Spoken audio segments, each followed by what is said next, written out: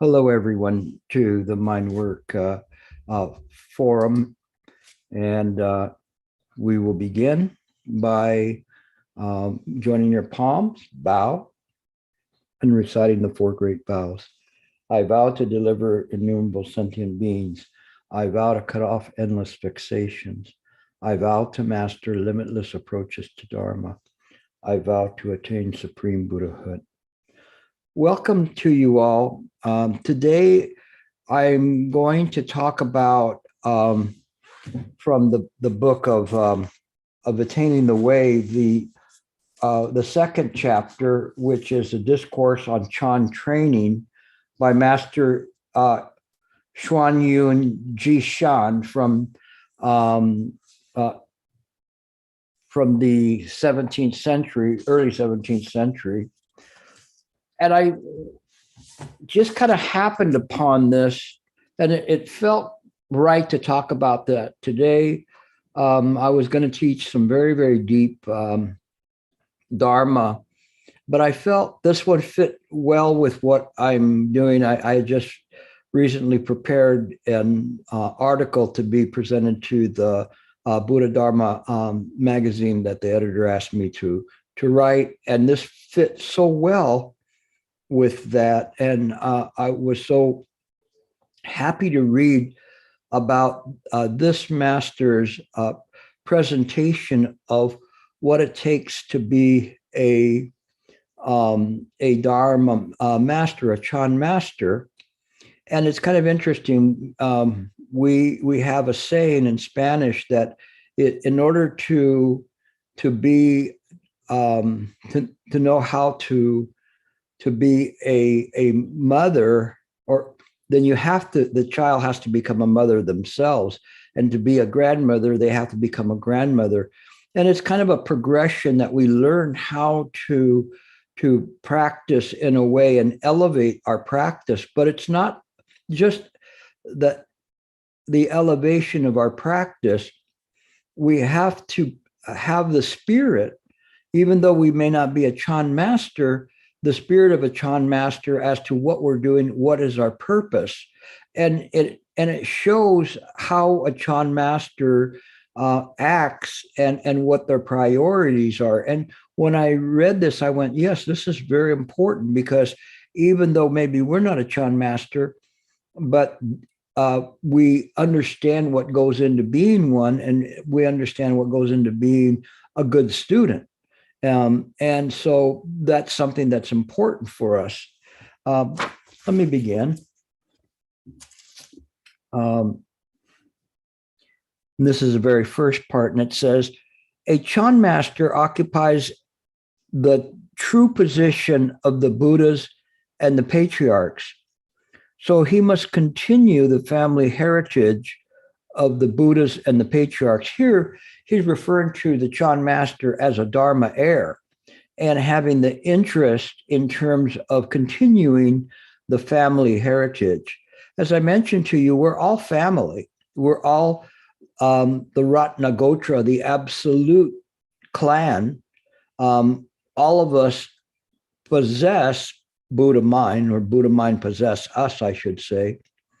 And so we're all connected, but we have to be practicing in a manner that we can hand off to the next generation the proper understanding and practice. He functions as a master and exemplar to humans and gods. And so he must open the eye of wisdom for humans and God. So what is this eye of wisdom that he opens? It is the Buddha nature. What is the family heritage of the Buddhas and the patriarchs? Finding people capable of sustaining the enlightened lineage. If you act as a Chan master, but you cannot cause sentient beings to awaken to their Buddha nature, this is called stealing the name of a Chan master. If you occupy the true position of the Buddhas and the patriarchs, But you cannot develop and expand human potential on behalf of the Buddhas and the patriarchs. This is called usurping the position. To enable sentient beings to awaken to their Buddha nature, you must take great pains with your mind. You cannot make them awaken to their Buddha nature unless you figured out how their minds work and trimmed away all the false consciousness and brought all machinations of their conditioned minds to an end. To develop and expand the human potential of the Buddhas and the patriarchs, you must work hard with your body. You cannot find suitable people for the Dharma gate unless you make them work diligently, courageously, and fully mobilize their energies and undergo rigorous training of tempering, rigorous course of tempering and training. This is, I'm constantly pushing you. I push you for a reason, because you are the next generation. You have to present to the next generation and push the next generation as I push you. This is how we do it. But we have to tend to those practitioners, especially those that have a great potential.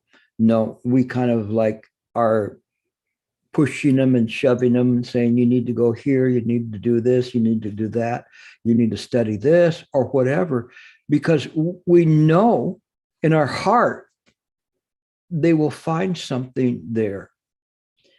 And when I see people, like, well, let's say John or Wei Shan or Mina or Eon, and I suggest things for them to read, Robert, all of you, I know what you're going to find there if you're sincere. I know that you can be able to see your nature, experience your Buddha nature if you practice in this way. So I have to push you. I cannot simply confer by tapping your head and saying, you're enlightened, or go into your pocketbook and pull out $1,000 and say, now you're really enlightened, to the tune of $1,000. I have to push you. Why? Because I care about the succeeding generations. When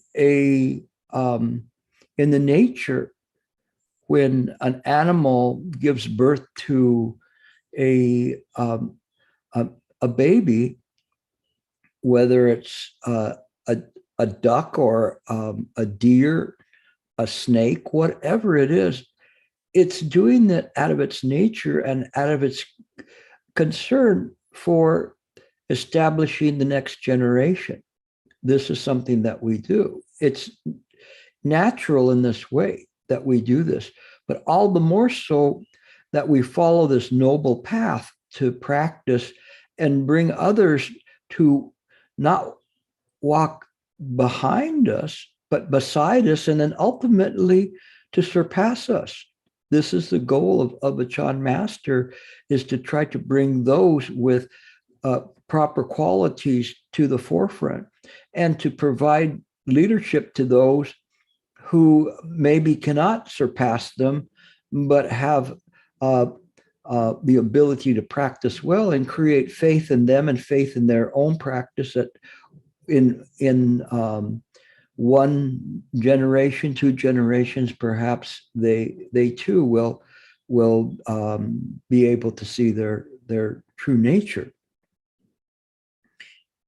Therefore, to become a Chan master, you must first undertake a great vow and establish great resolve. Only then can you manifest the great potential and exercise the great function of a real Chan master. What is this vow? First, to become a Chan master, you must make a vow to the dragons and the gods and call upon the Buddhas and the patriarchs. You must vow that if you can enable the sentient beings to awaken to their Buddha nature, that you will exert yourself in the utmost and sacrifice yourself in an attempt and will not shrink back from this mission, even if it means wearing out your physical body and your spiritual energy, even if it is difficult as boring through a mountain to open up a road. You must vow that if you can develop and expand human talent for the Dharma gate, you will endure hardships, not to be afraid to continue, even if it means working day and night without sleep, food, gnawing on snow and swallowing felt to assuage your thirst and hunger. For Chan masters, their path is to serve as a bridge across the realms of form, desire, and formlessness, and to rescue the four classes of sentient beings. Here we started with him saying that we make this vow to the dragons and the gods. And this is something that we, in Buddha Dharma literature, you'll find a lot of references to dragons. And in fact, have you ever given thought to the name of the main proponent of the Madhyamaka school? His name is what? Nagarjuna. And Nagarjuna, Naga means dragon. And it was actually said that some of the teachings of Nagarjuna were provided to him from the Nagas, from the dragons who were practitioners. So what they're saying is we really need to rely on these and rely on these also to deliver them, but also to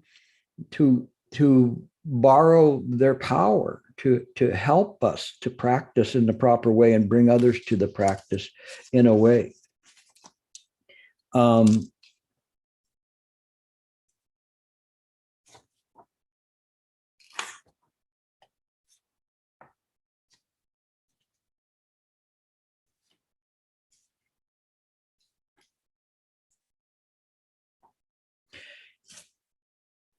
In the Chan communities, a genuine Chan master is the great means upon which they can rely in order to become enlightened.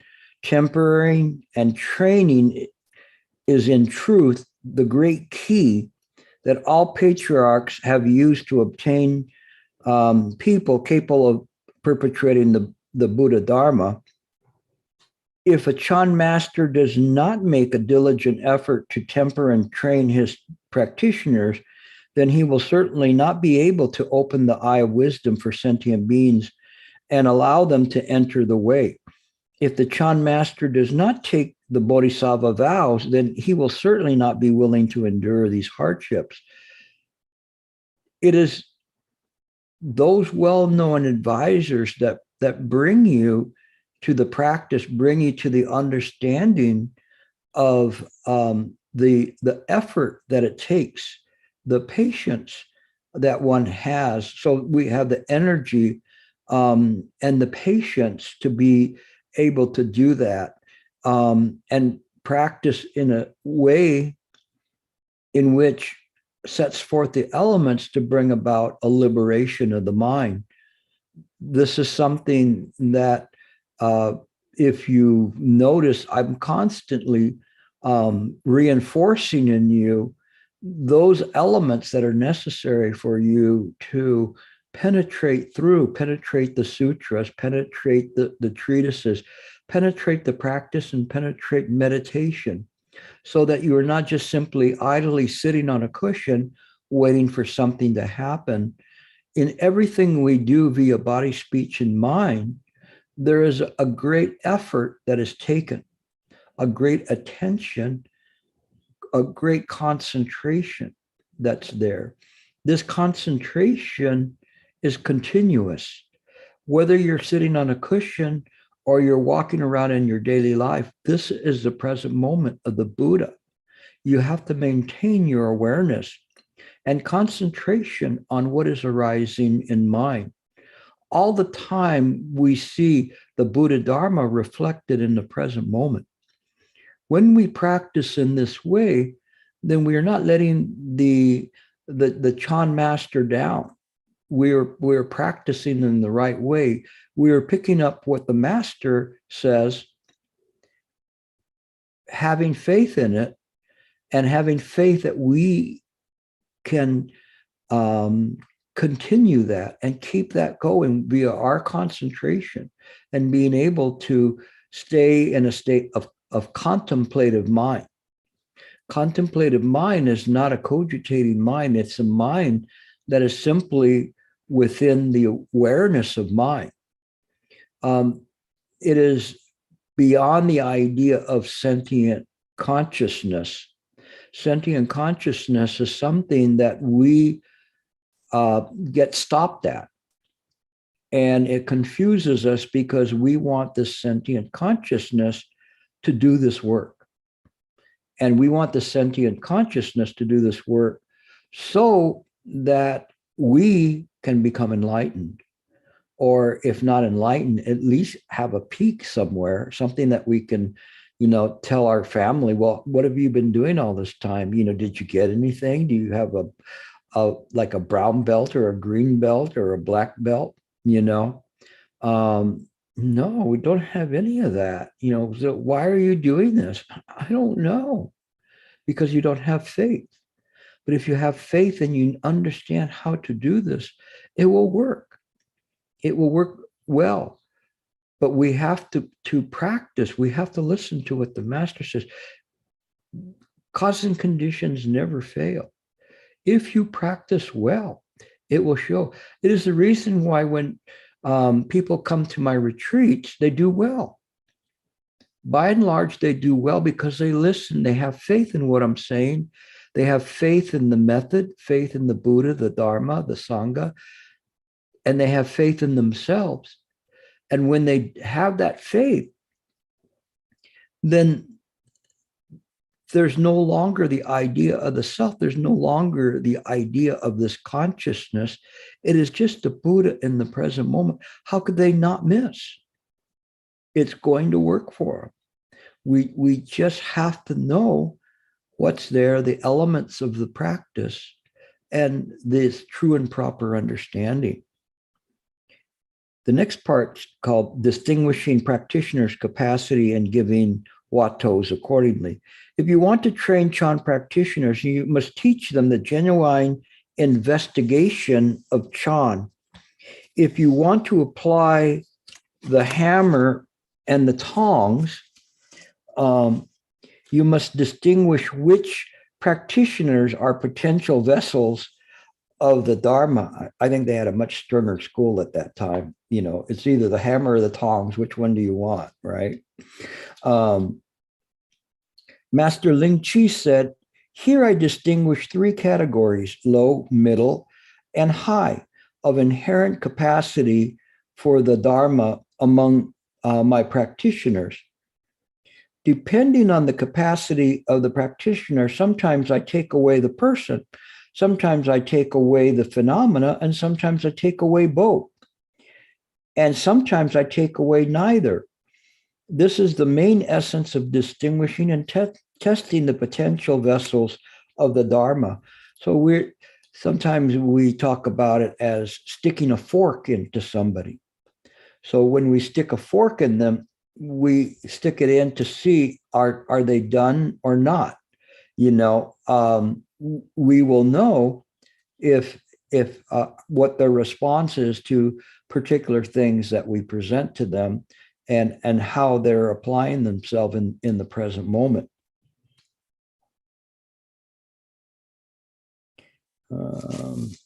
Again, I'm going to move through this, not read the entire thing.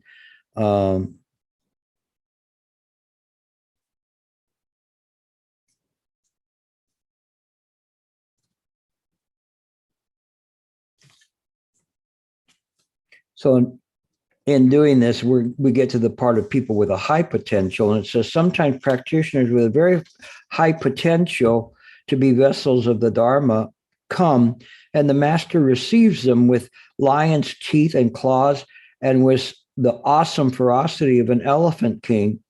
The master puts out golden traps and hurls such practitioners into thickets of thorns to see whether they can penetrate through the barrier. Control rests on the master. And this is a kind of pushing you and pushing the student to see how the student reacts to things. You aren't always the student's friend. You are, it's actually something from the Bible. You might have run into this word before. It's called Satan. I think in the common parlance now they call it Satan, but it really wasn't a Satan. It wasn't a devil in the Bible. A lot of Christians are ignorant about their own Bible, but the Satan was a tester, some messenger from God to go and test people to see their ability, to see if they had faith, to see if they were willing to kill their child to honor God, whatever that was all about. But in any case, there's things in terms of it that there's testers, and the masters sometimes are testers. They can be very tough. And one retreat, Master Sheng was very, very tough on me. And it was a very strange retreat because he was constantly rebuking me.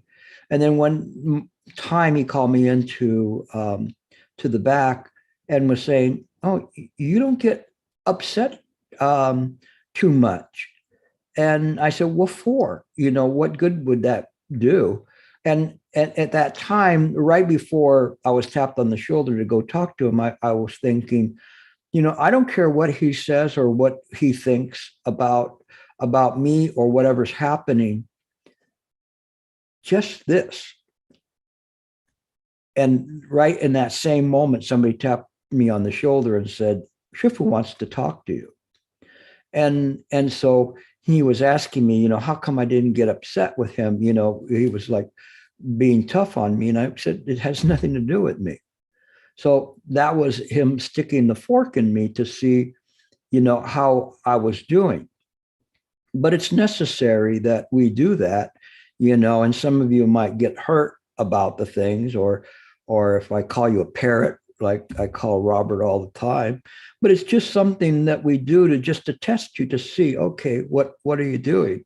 Shifu, he called me, didn't call me a parrot, but he said, because I'd written something, and he said, "Oh, then you wrote something, and you wrote this book, and it was just repeating everything that I said. It was just my words." And I was going like, so what? And then later on, I found out that his master had done the same to him and had questioned him about something that he wrote, saying that it was plagiarizing the master. So this is kind of the way we do things, that we check. So, I'm kind of giving you a little heads up, that I'm not always a cookie dad. And so you just have to see that, and you go, he was nice to me. I don't know why he got so mean to me all of a sudden, And it was very interesting. Shifu once, there was a retreat, and it was in the summertime. It was very hot, and there was this one person that was a very good scholar and very senior practitioner. But all the time he would raise his hand to get hit with the stick, to try to wake himself up. Every afternoon, you could set your clock, or you could set your wax on him, knowing who was going to get hit, because he would raise his hand up. And he would do that all the time. This is when Shifu was more hands-on in the retreats. One day, he raised his hand up to get hit. And Shifu just said, "I don't hit dead dogs," and then walked away. That was pretty powerful. But that's an amazing lesson. He'll never forget that. Never forget that. It'll go straight to his ego. Shifu called me a dead dog. Yeah. You were a dead dog. Why did he call you that? And it's important that you you see that there's this a bit of strictness there.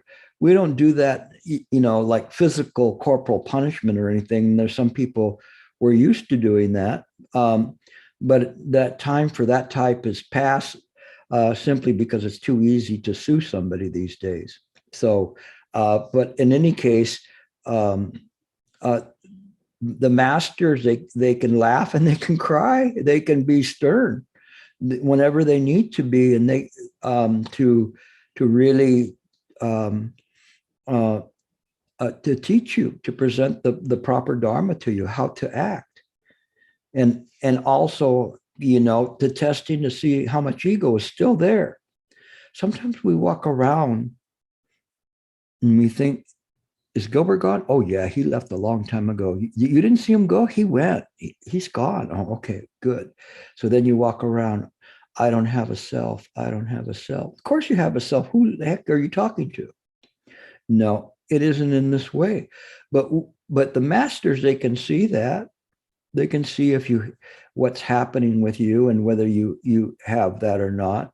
I had mentioned a long time ago there was a person in San Francisco that was self-proclaimed that he had some great realizations and enlightenment.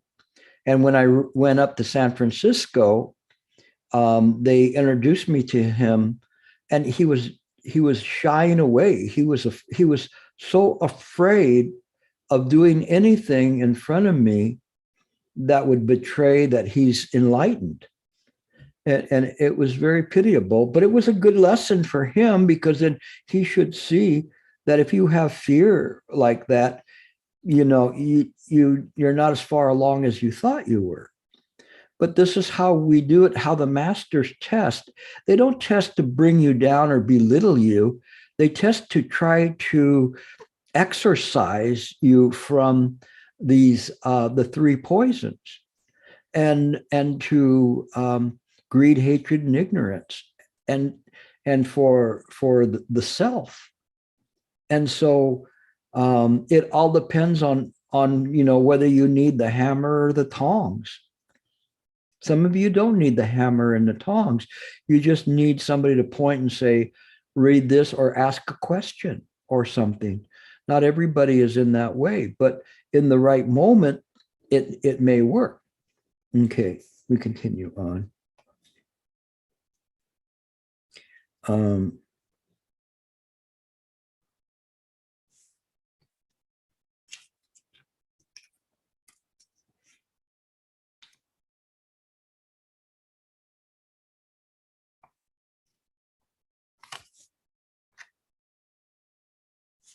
So there's some questions that were being asked of him. And he says, question, some Chan masters do not use huatos. For example, Ling Chi taught people with blows, and Deshan, Shangjian, taught people with shouts. What about this?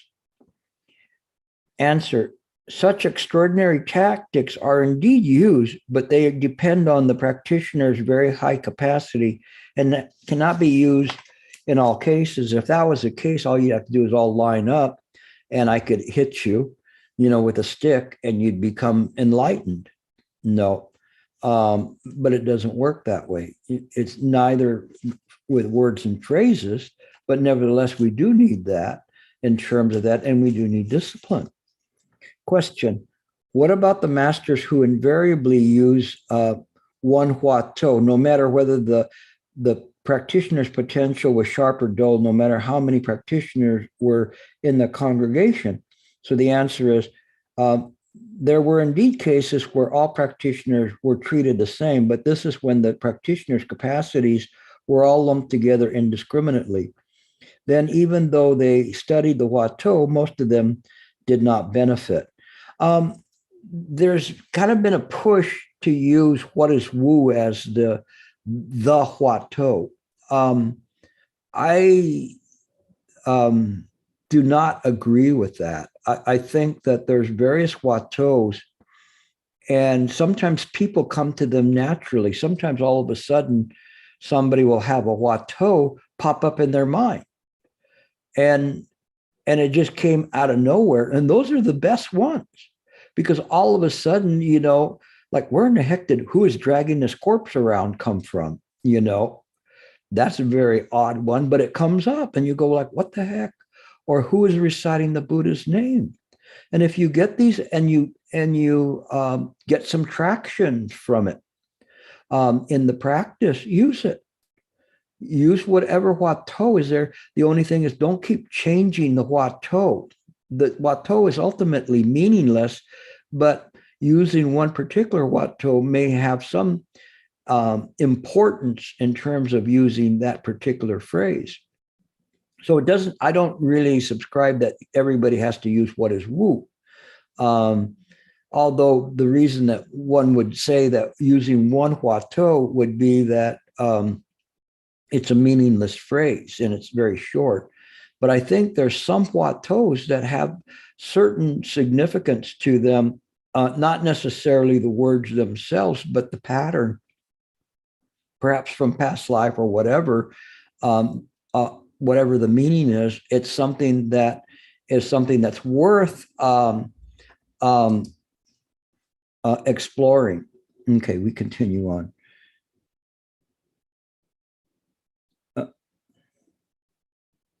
What is the reason for all of this?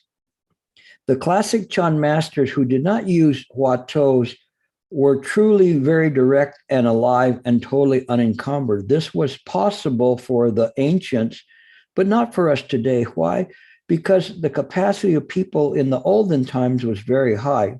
Now, we're talking about somebody that's in the 17th century, like 1630 or something in there.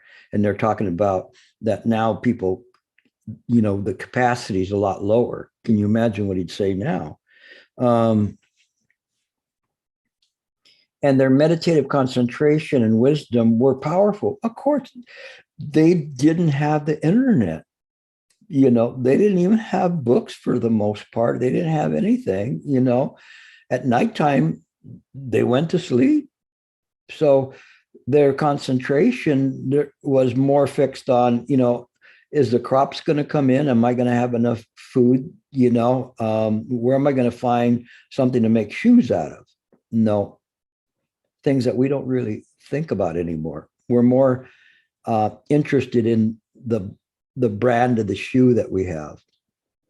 Okay. Once they were alerted by blows and shouts of the great craftsmen in the Chan school, once they experienced certainty, they retained the certainty forever, and there was no more confusion. Once they penetrated through forever, and there was no more wavering. That's why the Chan masters of old could use these methods. But these days, people's intellectual cleverness is extremely deep-rooted, and their crazy confusion is extremely complicated. The only alternative is to use the Huatou to hem them in, all of this cleverness and confusion, and lock it up tight to pierce it into the depths so that the sentience dry up and the intellect is exhausted. And there is a sudden transformation of being. If the Chan masters today were to think that Chan means only using the classical direct teaching maneuvers that are like sparks struck from a stone and flashes of lightning, then even though some practitioners might get something from it, in most cases, the practitioner's realization would belong to the category of reflections of light. None of these practitioners would have seen through the verbal devices of the bloodline of the Chan masters. They might call this enlightenment, but later they would relapse into unspeakable delusion. It is not that we can never use them, it's that we cannot use them as a general rule. O Huang Long said to Wei Tang, if you do not contemplate a Huatou and investigate it 100 times until you see it on your own and accept it for yourself, then I will have varied you. How true is this? So the thing is that what they were talking about is that these methods that we use of the Hua To, even silent elimination, they require a great degree of concentration and determination. Now, in the Theravadan schools, there's a great emphasis on developing concentration. And this concentration is such that brings the mind to a good samadhi state. But it sometimes is devoid of the illumination or the vipassana. Sometimes one can practice a whole lifetime just trying to quiet the mind and not understand that there's a balance between the silence, this samadhi that we get via the samatha, this concentration, and the vipassana or the illumination. They have to be in a very, very good balance, a very careful balance. This is why we have the attention of the Madhyamaka school and as the middle way, and trying to find that little bubble in between. Now, the bubble in between is not necessarily a bubble between the silence and the illumination. In fact, that bubble is the expansion of awareness beyond the bubble in the stream, beyond samsara. It goes this way instead of going this way and trying to do this. And when I was beginning to teach about this, I'd always talk about balancing on a point of a pin. But the balancing on the point of the pin, you could say, is mind itself that is infinitesimally small, but infinitesimally large at the same time. And it's just this staying in this present moment. And that is the bubble that's there, not the present moment of time. Nagarjuna, our dragon-loving philosopher, he made that clear that there was a refutation of time and space and of form.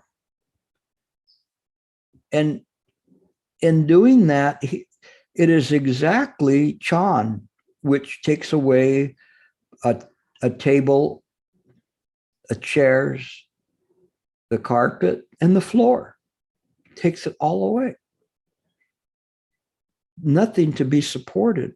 All of this is represented in the Yogacara school. Let's say we go back to the Lankavatara Sutra and seeing that there is this emphasis in the Lankavatara Sutra for this direct experience of mind. And this direct experience of it is something that is when the first five sensory consciousness break down, the sixth consciousness, and then we have the seventh consciousness having no support of anything. If we use the Wato in the right way, it'll do the same thing. It'll collapse all of those. So that all of those things that we believe to be real consciousness collapse.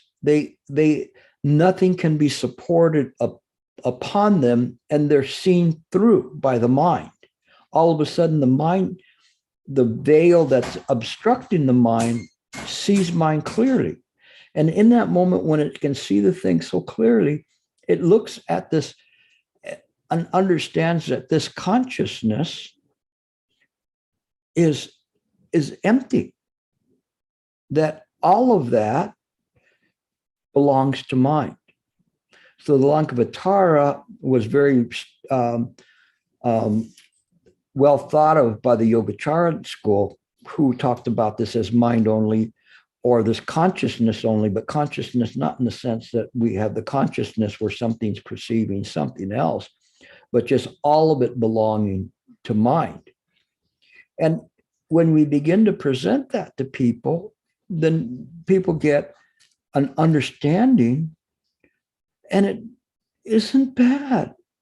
it doesn't take that much effort to try to bring people to these understandings and these examples and analogies. And why would we want them just simply to sit and cross their legs? And if they understand, as this master is saying, if they understand the fundamentals of it, then not only can they be a vehicle of the Dharma, but they can be a representative to pass on for the next generation.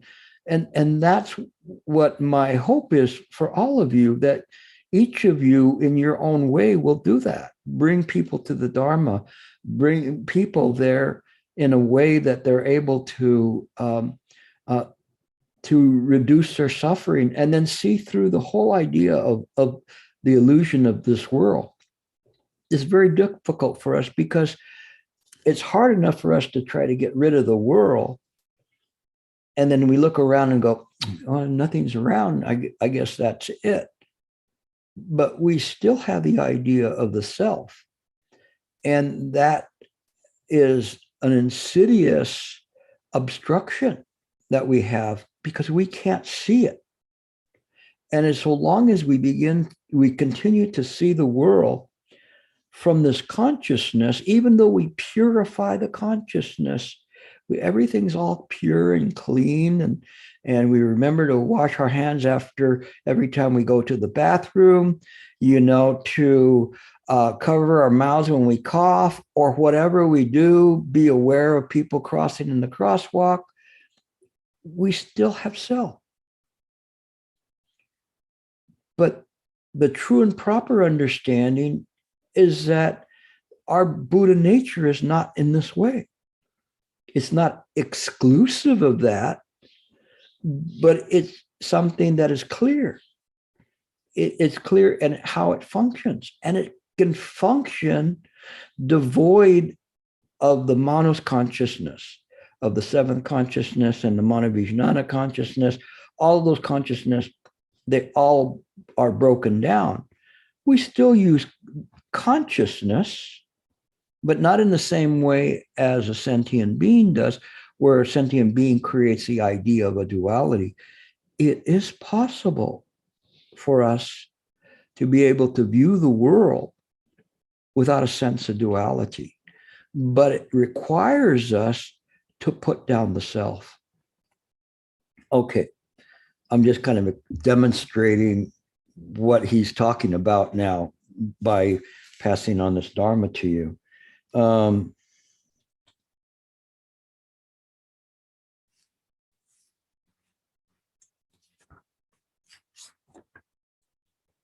Where do we at?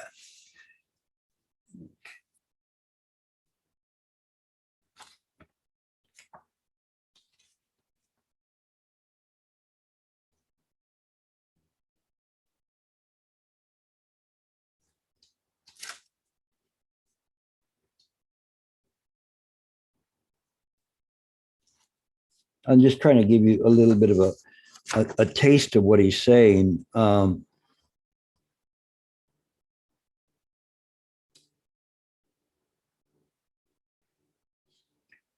Though huatos like these can be used, excuse me, let me go back a little further. For example, considering the following huatos: the myriad of things return to one, where does the one return to? What is your original face before your parents were born?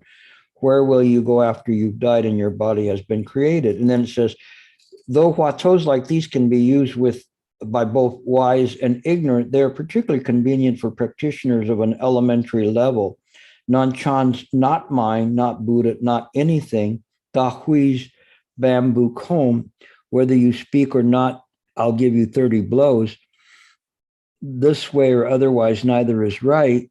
Though huatos like these can be used by both high and low, they are particularly convenient for practitioners whose metal is bold and acute. So we use different types of huatos depending on the person. For those who are more conceited and whose subjective views are even more strongly held, the master's teeth and claws must be more poisonous and astringent. Sometimes the master has to stimulate joy or anger in order to cut away the proud practitioner's root of light. Sometimes the master has exhaustively pursued intricate inquiries in order to eliminate the secrets of the practitioner holds within himself.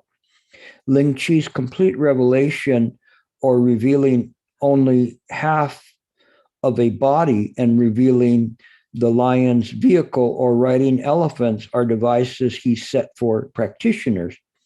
From this, we see how the Chan master operates. It cannot be called simply transmitting something. There's always this subtleness, and when I address all of you, it's different.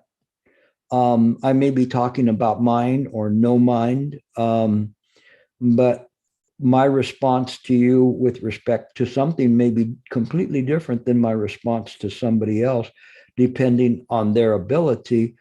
And some you're just kind of handing out breadcrumbs to the people to pick up. Others, you can hand out diamonds, and the people will see them and understand. Eventually, those people will see those breadcrumbs as diamonds as well. But in the beginning, we just want to keep the people interested. We want to keep them to be thinking in this way and to cultivate this contemplation and investigation of the mind. This is not easy. When you try to say to somebody, contemplate, how would you define that? How would you define to contemplate? Well, I always telling you guys, contemplate this, right? But most of you now have an idea. Contemplation is not thinking, but what does that really mean? But it is important that you understand what contemplation is. Contemplation is a direct realization, a direct connection with with mind. And as we contemplate, it is timeless. If we can put down the self and let the mind rest in this present moment, this contemplation is more powerful than for you to read the Vatamsaka Sutra 100 times. It's more powerful, just this 1 minute of time of pure contemplation. And when we read something, we have to contemplate it. It doesn't mean that we think about what was said and bring it up and carry on an internal discussion. We let it go to the heart of mind. Let it go there. There is, as I mentioned, a basic channel, a profound channel, and an esoteric channel. So in contemplation, we're utilizing this esoteric channel, this channel that cannot be described, but it's there. We don't understand it. We don't know that. It would be when we, let's say, we're not aware of all of the radio waves that are going on right now that are passing through your house. We cannot sense that or feel those, but yet they're there. But we're not attuned to those, nor are we attuned to the radio waves of someone else's minds, much less our own mind. We're not aware of that. But if we can be aware of that, to see this arising mind, then we know that we're using the non-arising mind. This is contemplation. So when we contemplate, we just let everything go. It's not dead. It's not a dead mind. There is a contemplation there that we let go of all things, let go of duality, and just simply fuse into mind.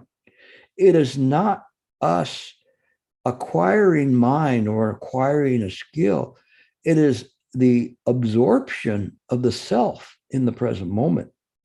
It's different. That's contemplation, the absorption of the self in the present moment. Where is it being absorbed to? Mind.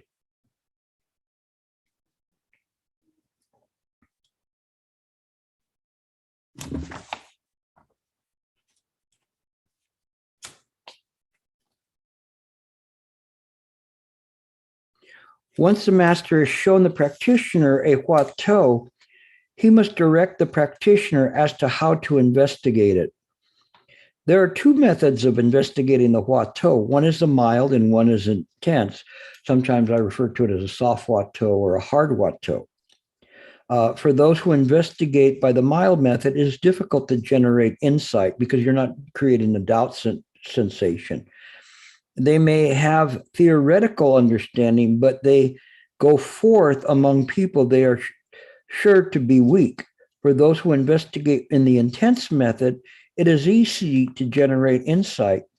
And once they enter the blast furnace of this method, when they appear among people, they are sure to be strong. What is the reason for this? If you use the mild method to investigate, then you will be casual and relaxed. All you will be able to do is suppress your superficial emotions and filter your coarse consciousness. After a long time, when you become an expert at this, you will come to rest in an utter purity and stop there. You will be hopeless when facing critical situations. And sometimes I see people when they're at a retreat and they're in this level. Those have gone to my retreats, you'll know what this is. Lazy dog Chan. And lazy dog Chan is when you, whatever method you're practicing, you can sit there. Oh, you've been practicing 20, 30 years. You sit there and you cross your legs. You don't worry about leg pain.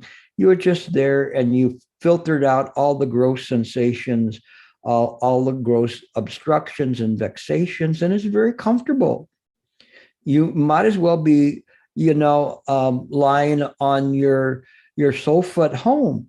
So comfortable. No. Or like a big old dog lying on the grass on a spring day and just soaking up the rays. But you're not making any progress. And I've run into so many practitioners that have been practicing like this for so long. And then when you shake them up, wow, what a difference. All of a sudden they realize that they had pretty much just given in to this kind of a practice because it's so wonderful. You can just sit there. They're a pro. No pain, no nothing. They just sit. But they're going nowhere with it. And when I was in San Francisco, I ran into somebody like that. And I said, you don't even exist. You're a dream. And the person's mouth opened wide, like just dropped, like what? And nobody had ever said to them that they were a dream, that they were non-existent. And even though this was a practitioner, been practicing for a long time, he was shocked. But isn't it true, though? That's why the Diamond Sutra says that all of this is an illusion, a phantasm, a dream, including you, including what you think is yourself. And so that was a shocker to that person because they had not ever run into right view before. So they were just going along with this lazy dog Chan and feeling very comfortable and perhaps very, excuse me, self-contained in their practice, thinking it's all there. They've got it all worked in, neatly tucked in, like you're tucking yourself in at nighttime and good night, wake me up with a click, click, ding, ding. But it's more than that. Someone who's a well-known advisor has to wake you up, has to push you. Get the heck off that cushion. What the heck are you doing there? You're just a sleepy dog. Wake up. And for those of you who are young, don't become a sleepy dog. No, that's the worst thing that could happen to you. Know that you're there and you're just feeling so comfortable. When I'm talking about somebody with a sleepy dog practices, they're really good.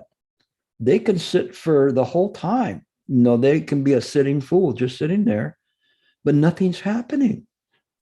It's like they put on their pajamas and turned off the light, and they can sit there and then click, click, ding, and they're up and they're moving around and stretching and going, that was a great nap. I mean, meditation. But that's not what we do.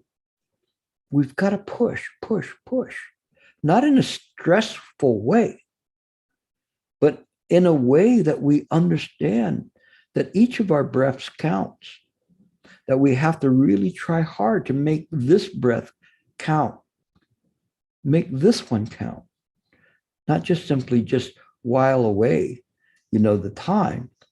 And that's important. Okay.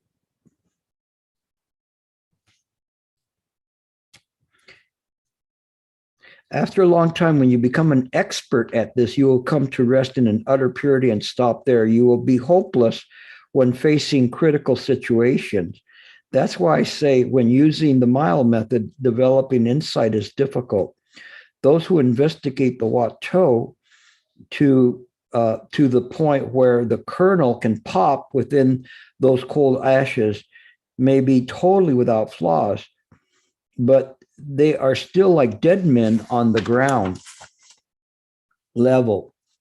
As soon as they encounter poisonous maneuvers or a courtyard full of thorny brambles, they go to pieces. How could they possibly undertake the great matter of birth and death and bear great responsibility of leading a congregation? So they do not go astray. That's why I say that when they go among the people, they're sure to be weak because they have nothing to say. What are they going to teach them? Oh, just be mellow and mild and soft and kind and give, and walk the lady across the street or whatever. What are they really going to do? The person of great skill wants to give you that great skill and wants to scare the hell out of you. They want to tell you that you're not real. You're going to die. This body will die. For sure, it's going to die. Don't you think you want to figure it out beforehand? You're all condemned prisoners. You're prisoners to your own device attaching to the self. That doesn't make you feel comfortable, right? It's kind of like, what did he just say? Maybe I can still catch the last of Dancing with the Stars, and tune me out. But no, you should tune me in because you should see this. This is very valuable to you. It's very helpful because if not me, then who's going to say this to you? But if you know that, there's liberation right there, right before you. So easy. We don't understand that because we cling to the idea of the ego, a personality, a life, or a being. We don't really truly see the things as they are. But when we know that this mind, this very mind that you're using right now, has never been born, never died, that's not bad. Would you trade that for 5,000 barrels of Bitcoin? No, I want to stay here and be incredibly rich. No, I don't even know if they make Bitcoins. I'm so ignorant. I apologize about that. But are there actually something that's a Bitcoin, or is it just like electronic, like Trump's things that he was selling online a while back? I never could figure that out either. That you could get some kind of an image like that. That's all illusion, right? Why do you want to trade an illusion? Go for the winner. Choose the Buddha. But I can't feel the Buddha. I don't know the Buddha. Of course, it's your very mind. It's your very mind. Okay, where are we at?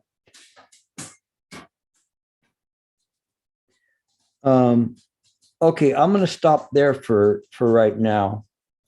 Make a note. So and I'll pick up next week. I think that this is good for you to hear about this, because I think it helps you practice, and it's showing you what is important about the practice, and the mindset of the master, and what the mindset of the master is, what they want to impart to you, and why they need to impart that to you.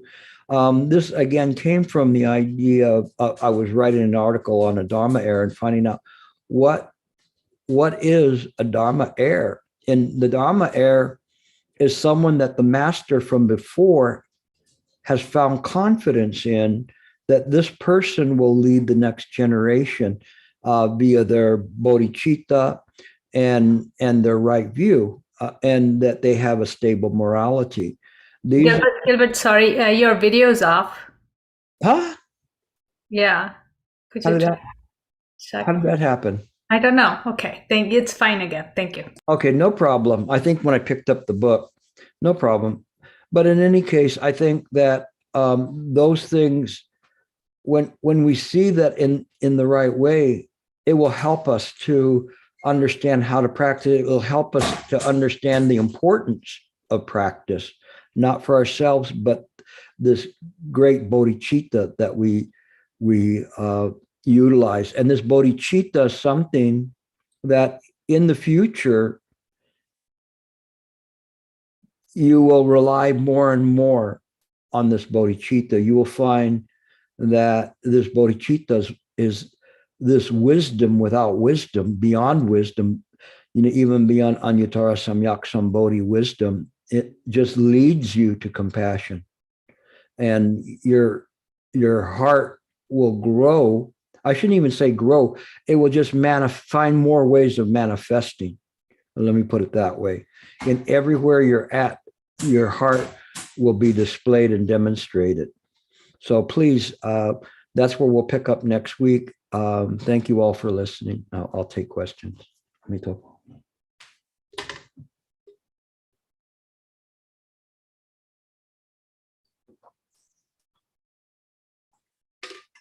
Yes, Matt. I just want to start off by saying Amitofo, and you look very formal. If I knew it was going to be a formal occasion, I would have, put on my nice little tie and monkey suit. But anyway, I don't really have a question. I just wanted to say thank you for tonight's lecture. It was definitely struck a note with me. And I do apologize for not being able to attend last week. So just wanted to. Oh, no problem. I remember going to the drive-in when I was very young with my family, and there was they would always have this little leader before they did the concession one, where the little hot dogs would dance by. Yes. And it would say, "Come as you are," and there would be people Nirvana in whatever pajamas and whatever. So you come as you are. Okay. That's all right. Awesome. So it's all right there. You have a right to bear arms. Second Amendment, yes, sir. Okay. And Nirvana, and I said Nirvana just because there's a band called Nirvana, and that's one of their songs. Absolutely. Okay, awesome. Good. Okay, Sam, go ahead.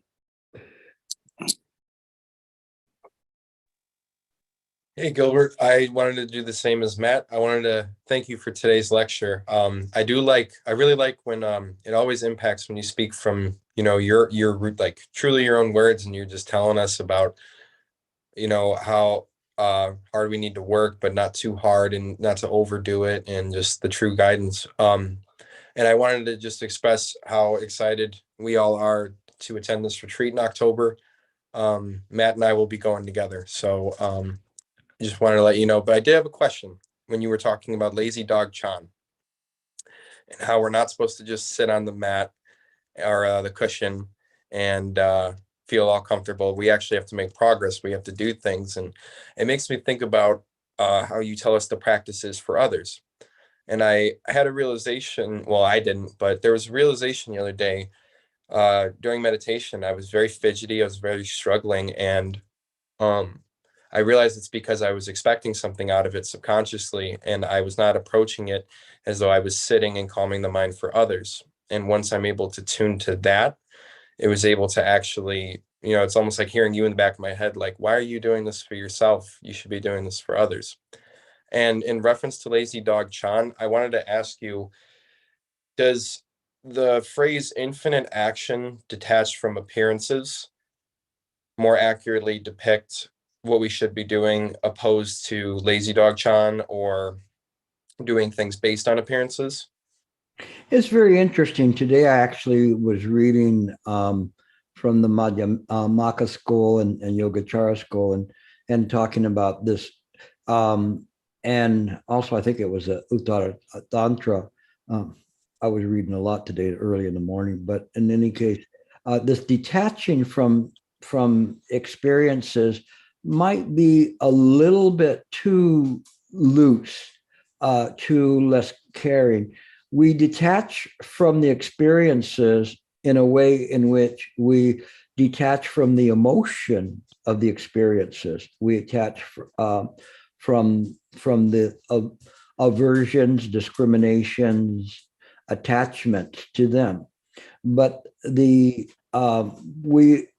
are engaged in what is arising, and we act and speak and think in accordance with what needs to be there in the present moment with respect to all of those things that are arising, whether they're arising in mind or in the environment or wherever, where they may be something that may happen in the future or the present has already happened in the past. We are aware that those things are arising. We are detached from the emotional aspect of them and from the action of duality. But we have to be careful so that we don't fall into the nihilistic aspect of that. And that's kind of an interesting part. All of these that I was reading kind of fell in together. And it's interesting that you brought up this very question because it makes me look like smart, right? But I'm kidding about that. But it's just very, very interesting that those things sometimes will come up like that, and so that I can respond to you, because that was the question I was trying to figure out how to answer that question that you brought up right now. So I was working on that this morning, now waiting for your question to come up, I guess. And it did, and so that's good. But you see the difference. One of them is that one is utilizing function in the present moment. The other one is seeing things as infinitely appearing, but detached from them. And so, that way you could walk past, the person that's lying on the sidewalk passed out, because you're detached from it. But if you're there and you just say, okay, that's a function, I better go and pick this person up, then that's fine. I remember when I was very, very young, a teenager, and I was driving by this busy highway, and I saw there was a lady, like an old lady, that was lying, on the edge of the road. And I'm going, what? Like all these cars are just passing by, and this lady was just there lying. I don't know how long she had been lying there, but I stopped my car. I picked her up and walked her in, and it was somebody from a convalescent home or assisted living. And I walked her there, and then the caretakers picked her up and dusted her off and were rebuking her for escaping or whatever they did. But I just then turned around and went back to my car and continued on what I was doing. So I wasn't so detached to pick up the lady, but I didn't need to do anything. I don't think I've even brought this up before. It just came into my recollection right now. But it is that kind of compassion that we demonstrate in our daily life, so that we're not detached, even though the infinite amounts of appearances can arise. We act accordingly. So hopefully that helps you. Absolutely. Thank you, Gilbert. And looking forward to this retreat soon. Thank you. Yeah, but Sue's looking forward too. She's working her tail off, poor lady. So, okay. She's been great and very communicative. Absolutely. She's a pro. Okay, Wendy. Okay, thank you. let's see. My question is, you're talking about detached, and I'm too much attached because my mom is 87 years old, and she fell and she broke 2 teeth, and like in China. So I'm in a panic trying to go, but I have to get visa, so I have to wait a week. So I'm in a state like ant on a hot stove. So look, how to be detached? Like I can tell myself, oh, it's a dream. Death, everybody will die, but I still I'm having a hard time. It's natural to do that, and it's foolish for us to try to tempt fate, or for me to say, oh, I don't feel anything for loved ones or whatever. Of course I do. And the moment I would say something like that, something bad would happen to one of my loved ones, just simply as a test, a Satan that would come and say, okay, you think you're high and mighty, here it is. It's okay, Wendy, these things happen. This is life. Your mother is old. Your mother is probably way past the life expectancy of most people. So that's natural for her to do these things. It doesn't mean that we don't feel sorry for them or care for them or whatever. We understand that, but we accept that these things come with being 87 years old. Heck, this year it's been my fall season already, and I've probably fallen 3 times in the last month. And and it's just the product of getting old. When I was 20 years old, I wouldn't have fallen. The only thing I'd fall for that time would be some young girl. And then again, I was young too, though. But the thing is that, all these things are natural. It's okay. It's okay to be a human being, to be a sentient being and care. And, I was thinking about Shen Master. And when Shen Master's parents died, he was very filial and was doing recitation, everything for, I think, about a year for his family. And all of these things we see in this way, they're natural. And I'm constantly giving blessings to my parents wherever they're at now, and to everyone else that has passed away, and people who will live and people who will pass away. This is just natural that we do that. So if you understand that, you just calm yourself down, calm down, understand that these things will happen and deal with them, and don't suffer from them. Of course, it's your mother. She brought you into this world, so it's natural you want to care for her. So it's all right for you to feel it. The causes and conditions are keeping you from being able to go right away. So I know that there's a great stress on you. I will send you as much blessings as I can to help you with this and your mother. You will be fine. And, obviously she's older. And so we all go that way. If you look at yourself in the mirror, you'll find a few more lines on your face than you counted the last time you look. The big trick is don't look in the mirror too often. But the thing is that it's natural. That's very, very important for you to understand that. Okay. It's natural. We don't feel guilty for feeling bad about our mother or her predicament. What we do is we don't make it about ourselves. We make it about caring for them and seeing what we can do. And even at a distance, can we do something to help them, in the meantime? And then we get over there and we deal with the things that we do,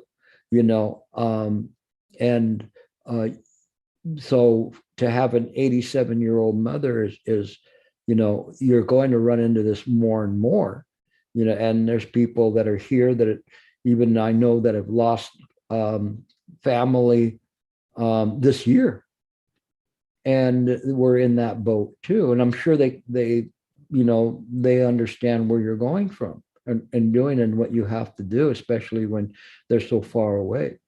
So we will support you, and as you support your mother, and safe travels there. Okay. But remember, don't feel guilty about that. It's okay to be concerned about it, but don't let yourself come in and cause you needless suffering.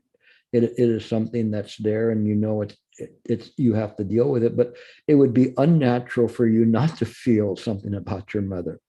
Okay, so never feel guilty about that at all. Okay, Amitofo. David, go ahead. Okay. Thank you, Gilbert. I heard you mention contemplation, and that's for me in the practice is probably the biggest struggle I have. I still don't really understand what contemplation exactly is. I tend to maybe do more of the thinking side of it, and then I'm constantly getting color commentary from the self here on things. But you mentioned resting in mind, and anything that you can say about contemplation.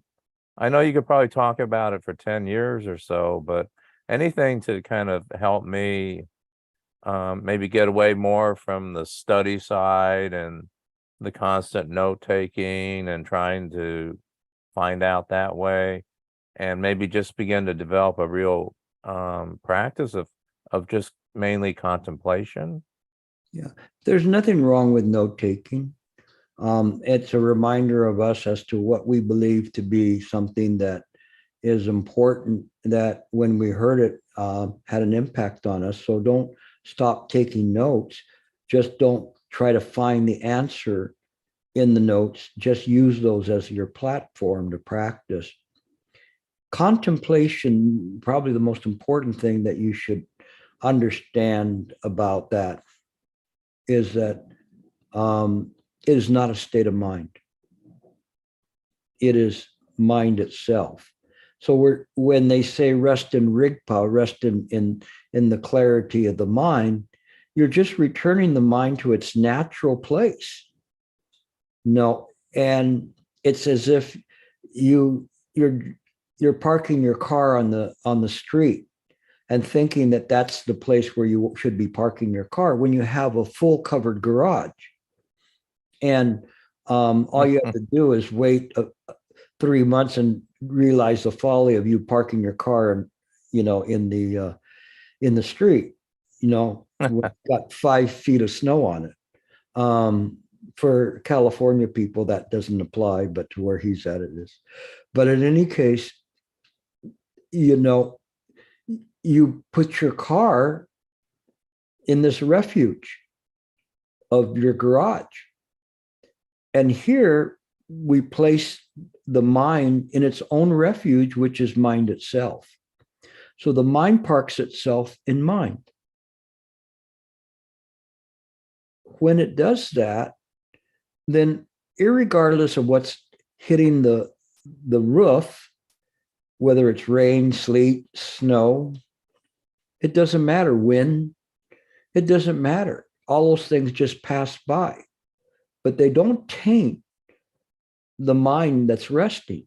The mind is just simply and calmly resting. And when you see things or when you practice in this way, there's no reason for internal discussion.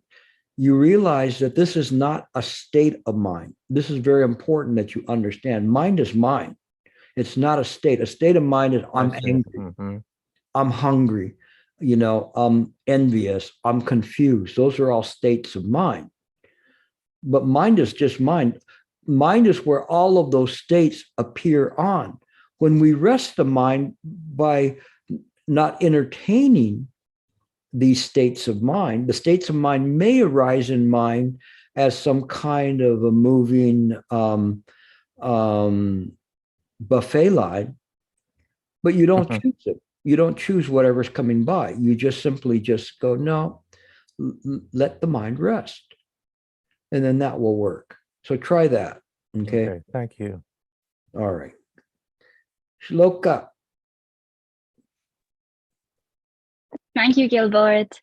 What I fancy verse do you have for me today? Not a verse yet, but I just wanted to share with you what happened after the retreat. So it was in the evening, and we were coming back from the retreat, and we were getting dinner on Central Campus, and it was sunset time. And so you could see the sunlight on the trees and the buildings, but in the background was this big dark gray cloud, and it was just so strange for it to be sunny, but the background to be this big gray cloud, and it created like this orangish yellowish tint in the atmosphere. And I thought to myself, this is so dreamlike. And in that moment, it's like a switch flipped, and I think I understand now that this is all a dream, and I'm weirdly okay with it. And everything looks a little different now. It will, and this is kind of the self stepping up to take credit for that, which is fine and natural. Everything is natural in this way. You have a Dharma joy from that, which is good, and you've had Dharma joy before, and which is good. And as you begin to see things in this way, you see things good and bad as just being images. When you dream at night and you wake, or you wake in the middle of the night, you understand this is a dream, and you use that as your practice to understand that when you awaken, it's still a dream. And then what that does is enables you to function better, simply because when we are not clinging to the appearances, our mind is free and it can see things. So when you see the world and you see these are not, how would you say, coincidences. They're just almost like as if somebody who had a problem would see a rainbow or whatever, or something very unusual. They're auspicious things as long as we don't cling to them, and we see the world this way. We see the beauty of it. We see that it can be shiny, and then the next moment it can be very dark. And we are aware of all these constant changes in there because of the dream. What we do then is we begin to manipulate that dream, and through body, speech, and mind, we begin to turn it towards a wholesomeness around us, so that people feel comfortable when they're next to you. They don't feel threatened. They don't feel anything. They feel comfortable. They want to be around you, and they trust you. And then you serve as that beacon of light and wisdom and compassion through your demonstration of the heart mind in the present moment. When you do this, then the more and more you do it in this way, the more you'll see the world is this dream. But yes, it's important to just keep reminding yourself that you are in this dream. You're very new to the practice, but you have a very good condition to practice. I've already been talking about you, so don't let me down. Okay. So I was talking to Sue about you. Sue's a very great practitioner. And so the thing is that this is how you practice. You keep going in this way. And so I think that this is something that you carry on, keep doing that. And don't lose the Dharma joy. You don't have to lose the Dharma joy. You just put it into perspective. Shifu, when I told Shifu what you just told me, he said to me, good. And then he said, Gilbert, but don't have too much joy. So I tell you, don't have too much joy. Put it all in perspective, and you'll see. Then there, beyond the Dharma joy, is liberation. And liberation is infinite. And that's why I say, that it's something that makes you the richest person in the world, with that liberation. And you just want to share that with everyone. So I know you're heading that way. So we'll see how you do. Thank you for sharing that with us. Thank you. All right. Any other questions?